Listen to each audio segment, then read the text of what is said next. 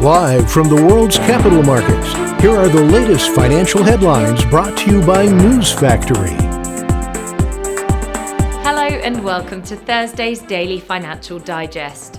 And here's what's making the headlines in the markets today. The Bitcoin dollar pair exploded 1.8% in the last session. The ROC is giving a positive signal. The last session saw the euro gain 0.5% against the dollar. The ultimate oscillator is giving a positive signal.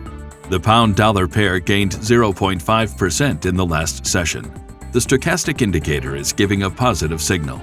The Aussie rose 0.6% against the dollar in the last trading session. According to the Williams indicator, we are in an overbought market. And now let's hear what our chief analyst picked up for us today. Facebook announced Wednesday that it would start removing severe sexualizing content targeting public figures as part of a new update to its bullying and harassment policies. UK retailers are facing a worker shortage as the number of job vacancies in the UK has hit a record high.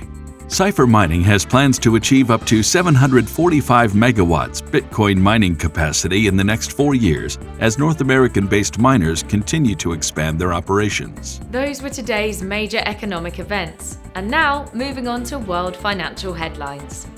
Spain's HICP will be released at 0700 GMT.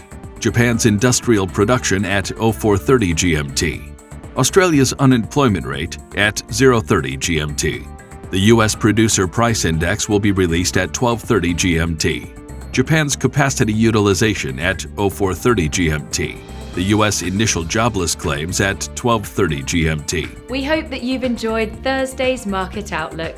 On behalf of all of us here, we wish you a productive trading day. Be sure to join us tomorrow morning for the latest news and events from the financial markets.